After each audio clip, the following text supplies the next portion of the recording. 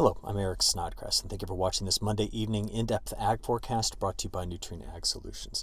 Now, just for full disclosure, I'll let you know that over the last probably 7 or 8 days, I felt more reactionary to the forecast rather than having any sort of confidence in my predictive skill. I think a lot of things have been changing, and I spent a lot of time this weekend thinking about it. I'd like to kind of present to you what I think is going on. So you've been looking here at a map of the latest ocean temperature anomalies, and a couple things to point out.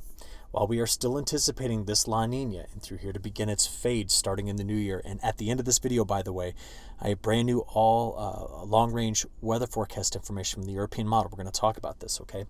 While I do anticipate this La Niña continuing to have an influence now, I still think it will start to fade in the new year. But I think what I have done is misrepresented in my own forecasts the kind of the combination of how the tropical features and the extratropical features are working together. So I'd like to just take a moment to kind of say what I think might be going on now. All right, so let's do this. Okay, La Niña is still exerting an influence primarily on the MJO. So even though the MJO has kind of collapsed back down into null space right now, it's spent a lot of time here over the last, well, at least a month and possibly even longer than that. A lot of time in the West Pacific. And again, why that is because the flow kind of comes across like this. We've had westerly wind bursts out of the Indian Ocean, and therefore there's a lot of rising motion here. And that particular spot is right here on the diagram. And you can see it's coming back out over here again. All right, in the next 15 days, we continue to see decent westerly winds coming out of the Indian Ocean, and we see these bursts of easterly winds that are going to be coming out of the Pacific Ocean, which means we expect the MJO to spend a lot more time in this particular area. My personal kind of ideas on this is that where the best rising motion is occurring is likely closer to MJO phase 7. In other words, it's getting out there a bit farther into the Pacific Ocean, and I'm going to tell you why I think that is the case. You see, when we look back over the last month and see what it's doing, it fits very well with this. A piece of the jet stream coming off of Japan that is having trouble extending across the rest of the Pacific. High latitude blocking, be it over Alaska and then over the Arctic, or be it here, somewhere in the North Atlantic. And this feature right here, and I think this is the feature that I've underestimated the most, the subtropical ridge that's sitting between the Gulf of Mexico and this part of the North Atlantic. That has been the feature I've struggled with because everything else kind of fits pretty well with this. Let me show you what I mean. What you've been looking at here is MJO phase 7 based off of history. Okay, every time we've had a La Niña, MJO phase 7, and it's December, we tend to get this. Now, looking back over the last month into early December, this is what we've had. So if you notice here, we've had some sense of, well, ridging that's happened over the Aleutian Islands. There's troughs that have come off here. There's been troughs of low pressure that have been over parts of Siberia, and we've seen the flow come up over this ridge and dive into the western United States, and there it is. That has been the influence of that subtropical ridge I've been thinking about. So I can see a lot of MJO phase 7 influencing this. Now remember, there's always a balance between what's going on in the tropics and its influence on the jet stream, and then what's going on in the poles and its influence on the jet stream. Because what is the jet stream if it's not just the boundary between those two large contrasting temperature centers on Earth, which it meanders in between? But given that setup, we can see why this has been an area that struggled with drought. Because if the jet stream's dipping troughs into this region and the flow is coming out more out of the Gulf of Alaska than it is slamming into the west, we have a difficult time drawing that moisture back into the plains. We saw the worst of this on Friday when winds came right over the top of Colorado. Speeds were above 80 miles an hour at times, and a massive dust storm hit western Kansas. I put that on my morning report this morning for you to see it.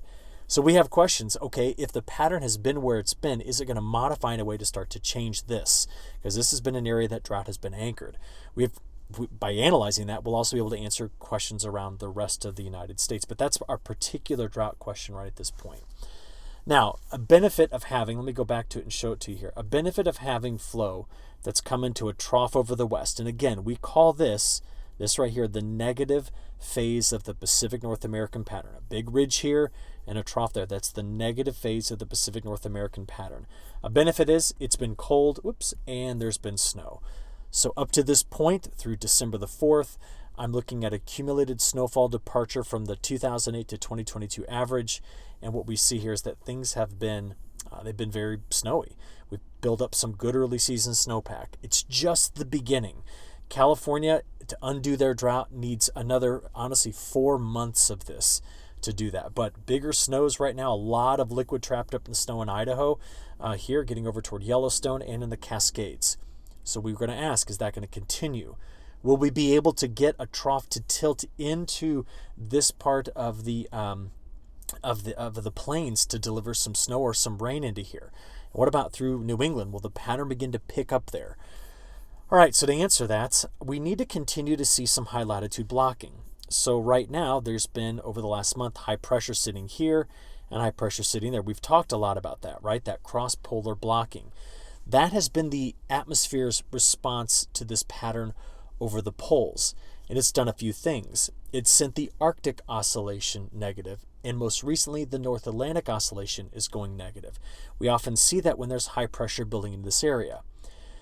Now, last but not least, what's helped drive the position of the jet stream? So we've looked at the polar regions.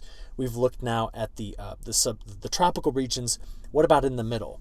Well, in the middle, I want to compare how much snowpack we have currently across the northern hemisphere, and there's a lot. And because of that snowpack and the high latitude blocking and the MJO's preference for phase 7, we've seen the jet stream really following the temperature contrast across the northern hemisphere. And some of you that maybe even have just taken 100 level atmospheric science courses are probably saying, well, duh, Snodgrass, that's what the jet stream is.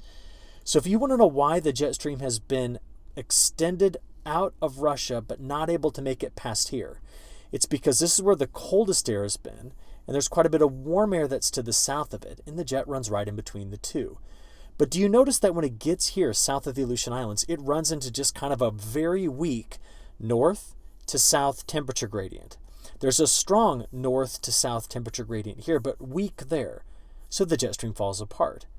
You then get over the Rocky Mountains, which line up here, and you see that there's quite a bit of cold air that's been building in the Canadian Prairie, the western United States, and the northern plains, while that subtropical ridge has kept things warm here. So what does the jet want to do? Zip out in this direction. It always sits between the major temperature contrasts when there's cold air north compared to normal and warmer air south compared to normal.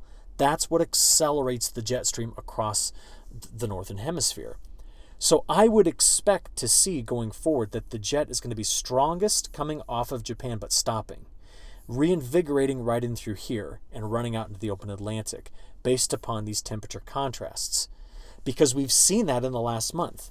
See the extended jet stopping here. Can't make its way past the Aleutian Islands. Why? That's where the temperature gradient's weak. Where does the temperature gradient increase again? Between the Canadian Prairie, the western United States, and the south. So what did the jet stream do? Fires off again in this direction. That will likely continue to be the case, and it is certainly the case today. This is the jet stream right now. Jet stream can't extend past the Aleutian Islands. It breaks up. Little ridge going into the western side of North America. Subtropical ridge sitting somewhere in this vicinity. So where are the strongest winds? Here. We're starting to see now the block we talked about, that big ridge building into Greenland. And that's the newest component to this piece. The problem has been that over the last 7 to 10 days where we've been talking heavily about that ridge, I have underestimated the persistence and strength of this southeastern ridge born on the contrast of the heat between here and here, or the lack of it here to here. Now, can I put all that together for you and show you what we've got coming up in the forecast? Let's go right now, let's pause this, and let's take a look at the flow over the next several days. I'll just leave it here on Sunday, why not? Ridge builds into Greenland, high over low setup, blocking pattern in the North Atlantic. That's a part of the negative phase of the North Atlantic oscillation. But we keep the negative PNA, the deeper troughs. And why? The jet extends, breaks up, ridges here, and dives into the west. Now, to truly get this cold air to get out of the west, we need something to fully disrupt this and shove this trough, letting it dig farther down into the south and completely disrupt the plan here. But as we go forward, what do we see? Okay, troughs are trying to move, but they're coming over and then rising again. They have to. They got to get around this big ridge. So they're not fully digging down with a positive tilt, making it all the way to the east. What does that mean? That means that we're going to continue to see the risk of colder temperatures across the eastern half of North America getting pushed farther and farther past mid-December. So here we are out December 15th, 16th, and 17th, and you cannot say that that trough right there is truly anchored to really, really cold air. It's going to bring in a shot at cold air, but not the truest coldest air. We're going to have to watch for a linking up of that later on in the month of December. All right, where do we get by the time we get all the way out there to 17th or 18th? You see something familiar? The Pacific jet comes out, can't get past this region. There's a low underneath a high, splitting the flow here. So it then comes over the top and dives into a trough, and that trough is met on the upwind side by a ridge over Greenland. Now we need to diagnose what this pattern means going into the middle of this month. So I'm going to show it to you now with respect to the jet stream level winds. Playing through this weekend, getting out there until like the 13th, 14th, and 15th, there you go. The jet can't extend past the Aleutian Islands. It breaks up. There's still troughs over the west at this point. Trough that's moved through the country, but look right in through here. That weak flow, that's all a part of that big Greenland block that's going to be in place. So, given all of this, if I were to just distill it down, this is it. In the near term, the subtropical ridge sits here. There's plenty of cold air sending high pressure around like this here. Sitting in the middle is a front, and we're going to see lots of storm systems riding that front. One's going to come out later this week and ride up into Illinois and Iowa. In the meantime, that frontal boundary delivers a lot of heavy rain to the Tennessee Valley, back to the Mid-South and over toward the Red River Valley of the South. Systems still coming to the west. But by week 2, this is when the troughs get dislodged and move east. So now we see a large area opening up here of much more active weather, and that is primarily because the Greenland ridge is going to force systems underneath it. They're going to tap into the subtropical ridge that sits and spins here and invigorate the full flow of the atmosphere in this area. That just means lift. We're going to get air to rise. Now, what are the chances of picking up an inch of precipitation over the next 10 days? This has been unchanged from my morning report. Same overall idea. Who stays drier in this pattern? In other words, who has the probability of seeing less than 1/10 of an inch of total accumulated precip? Unfortunately, it's the high plains and Canadian prairie. Also parts of Florida. Why? Sitting too close to the subtropical ridge. Why not better moisture down into this part of Southern California? Because the subtropical ridge flow is in here. It doesn't fully pull from Hawaii. So the rain that we got over this weekend in like Arizona, which in some places was 2 to 3 inches, that was just a taste of what it would be like if you could get the full flow of the subtropical ridge into your area coming from Hawaii. From here, let's go now look at what the temperatures are going to do. This is a 1-week sliding window. You now see the full influence of that subtropical ridge keeping things warmer. And the end result is, as I just continue to play this out, let's park it out here day 4 through 10, or 4 through 11, that's the 9th of December through the 16th. We've yet to fully break down the warmer conditions. It stays anchored in that negative P&A pattern. But as you saw, getting past the 10th, 11th, and 12th, those troughs finally make their way across the country. So now instead of the colder air arriving as soon as like December 12th, 13th, 14th, it's maybe another 3 to 4 days past that. And the longer range models suggest that we don't let the full extent of this cold air out until we get out there to mid-month and beyond, which is still another 10 plus days away from us. All right, that's the bigger picture of what I've been struggling to fully realize and understand. In fact, it took a car ride up to Chicago O'Hare today for me to just sit and think about it to be able to share this with you. Now, what I want to do next is I want to dive into the individual model runs and again show you the results of those, and then I'm going to give you that long-range forecast to wrap this up, okay? So why don't we do that? Let's go straight to the comparison between today's GFS run on the left and the European run on the right. So playing this forward, we see quite a bit of scattered showers and storms from the eastern Corn Belt down here into parts of the Mid-South, northern part of the Southeast. All right, some of this could have some embedded thunderstorm activity in it, but most of it's just going to be light rain. We also see snowpack building right here. And what's going on in this area, see the high pressure cell here? This high pressure cell has got flow around it like this. So what ends up happening here is that as that high pressure cell sinks, it gives us some upslope flow into parts of Montana. And I'll be here for some of this on Wednesday. I'm going to Bozeman on Wednesday. Now what do we have going into Tuesday and Wednesday? We have the system lined out on the front right here. So why? High pressure here, high pressure here. So do you see how right in between is where the atmosphere is squeezed, and that's where we have our front, and that's where we're going to consistently see the moisture. We then get into later in the week, Wednesday into Thursday morning, the next system enters the Pacific Northwest. And the first system that dove through the west is now about to create a low that's going to come out of the kind of Oklahoma, Texas area and move into Illinois by Thursday night to Friday morning. Now you can see on the left, I've got the GFS, and on the right, I've got the European. And you notice how much more cold air the European is tapping into to make some snow here. The GFS starts to produce some snow once it gets out of Iowa into Wisconsin. This is the 12Z run. And then it spreads that snow a bit farther to the north into Michigan. European model keeps it a bit flatter. But that's that first wave coming out to make a storm system in the midsection of the country. What's behind it? Another one coming out of the Gulf of Alaska into the northwest. So that system dives in by this weekend. And as that happens, we're going to watch another wave open up here that could possibly deliver another storm system for this weekend in the heart of the country. It doesn't bring the precip back far enough to the west, but it opens up the Gulf. We use a subtropical bridge over the Gulf of Mexico, and we see that. But do you notice that by Sunday, the two models do not agree? There's no agreement here with what's going on.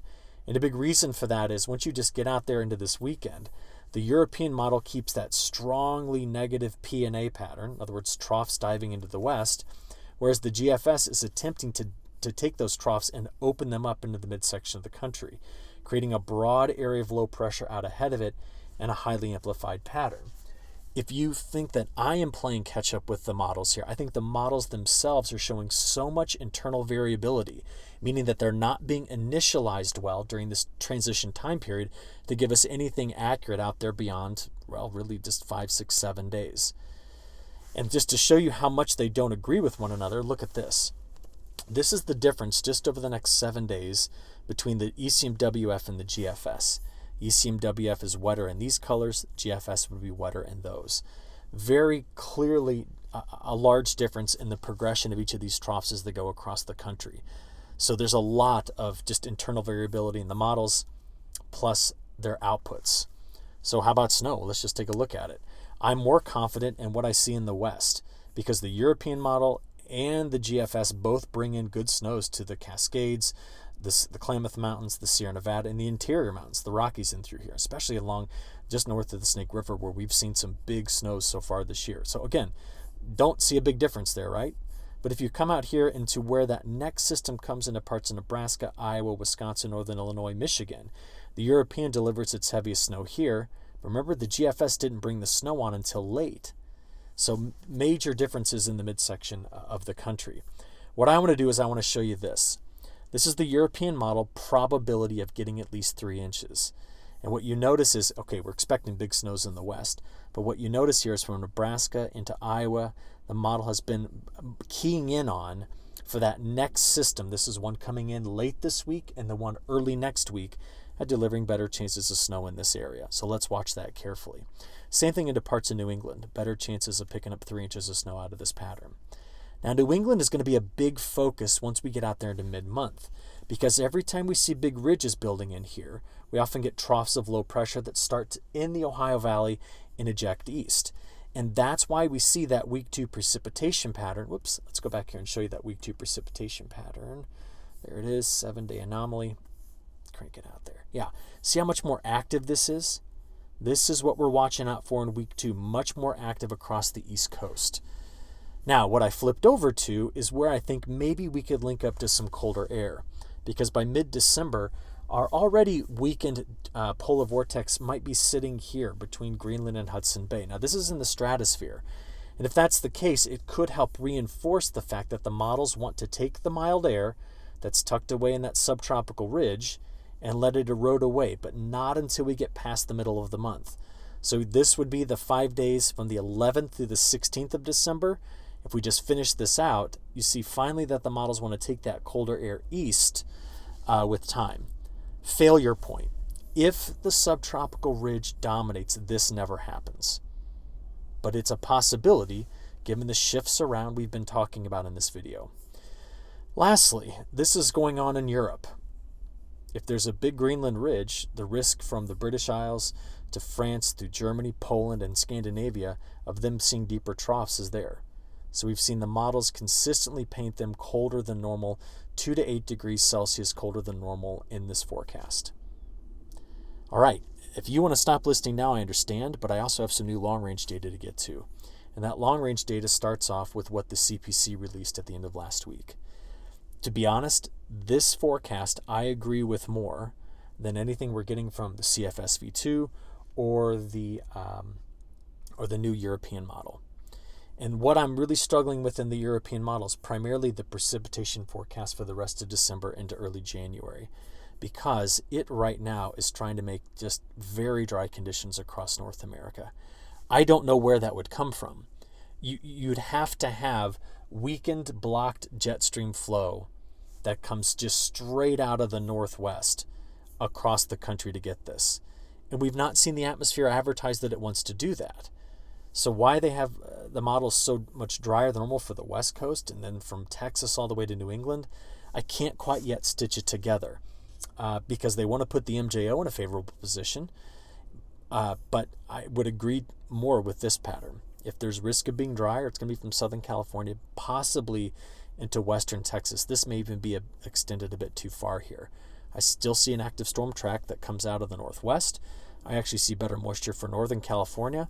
I think we're going to keep things active across the East Coast as well. This temperature forecast makes sense to me. And in fact, the European model's 30-day outlook beyond that kind of reflects that as well. We certainly see better chances of letting that cold air out in the second half of this month. But we've already kicked the can down the road once. We have to watch again the strength of that subtropical ridge. All right, from here, I've got some other long-range stuff that I really want to be talking about, and it deals with the new seasonal forecast data released by the European model. Just as a reminder, CPC's forecast is La Niña to the T. If there's drier risks, it's in the south. If it's wetter, it's in the northwest and the Ohio River Valley. If it's colder, they've got it really pinned down to be across, across the northern tier of the United States, with possibly more southeast region keeping the southeast mild. A lot of this is based off of the fact that this La Niña is still here, and even though I expect it to fade at the start of the new year, the models keep its influence around longer. But the newest update from the European model says that getting into January, February, and beyond, we're going to see a quick demise of this La Niña. I think it's going to start to break up at the beginning of the new year. The trade winds will respond first, but this is the newest data. And if you notice, by next June, it has the average ensemble member forecast of ocean temperatures in the equatorial Pacific at about 0.6 degrees C above normal. And that would be back into El Nino territory. It's got a ways to go to get there because right now the ocean temperatures, are still in that same region down here about a degree below normal. So this has got to start to shift and fade pretty soon if we're going to see these changes taking place. And the first place we'll see it is after the trade winds let go, this warm water will begin to slosh its way back across the open Pacific Ocean. Right now, through the end of November, not yet seeing it. Remember, this is depth, and this is the South American side over to the Australian side. So here's the new stuff. Ready? We're going to start off with ocean temperatures. Let's do this by month. The new long-range European model, take it back there for you. There we go. That's December's ocean temperature pattern. We'll go from there into January, February, March, April, May, and June. And what you saw during that time period is all the warm water showing back up here. That's the demise of this La Niña. On a global scale, if we flip this over to precipitation and bring it back to the beginning, this is La Niña to the T. What do you notice around the rest of the world? It's still dry in Southeast Asia, drier winter for Europe, wet for the Pacific Northwest, wetter for the Ohio River Valley, drought risks in parts of southern Brazil, but down into Argentina continue. If we just play this forward, in fact, let's zoom in on a U.S. view to get a better idea. Their January, February, March outlook honestly looks just like what you saw from the CPC. It's still very much La Niña, and that's what's got me calling it into question. Is this possible to keep this precipitation outlook if we lose the La Niña signal going into January? Maybe it lingers, and I'm wrong, but at this point, I'm going to have to call it into question. If it sticks around, sure, the Northwest is active, Ohio River Valley is active. We continue to see drought risk where we've already got it right here in the plains. And at this point, we do need to trust our models. We need to look at them and see their output and see their consistency. They've been consistent with this outlook for January, February, March. Going beyond that, though, into, let's get the next one here, February, March, April, and March, April, May. Could this mean tighter windows here for getting crops planted? Certainly. NOAA does agree that we could see drought expansion in parts of the western plains. So we are seeing some consistency here between the forecasting centers. So I'll spend more time analyzing these new long-range updates, and I'll keep talking about them in Thursday's video, but this is the preliminary look we got them because they were just released before I started recording this afternoon. Okay, I've got one last thing for you, and it is in South America. You know that we talked about this in this morning's report about the dryness throughout the month of November in parts of like Rondônia, western Mato Grosso, and parts of Mato Grosso do Sul. There was a bit of an interesting shift in today's forecast from the noon model runs. And what it showed us here was that maybe parts of Mato Grosso do Sul could continue to see a little bit drier weather. But if you're in Rondônia to Mato Grosso to Brazil's eastern growing areas, even though there's some flecks of drier weather, there's plenty of precipitation coming into this region going forward. And if you looked at the absolute amount of rainfall, we'd see decent numbers here. Central Argentina, while they have chances for storms this weekend, going to be very hot until then. Isolated storms come in this weekend, meaning that the drought issues continue down into Argentina as we press forward into this new month of December. So listen, I know today was a long video. I appreciate those of you that just like to dig into this with me. I hope it provided some insight and also shows you that we have a lot of questions still to answer about this pattern. I'll spend the week thinking about it and trying to get them answered for you. And until my next video tomorrow morning on Tuesday, I'll talk to you soon. Thanks.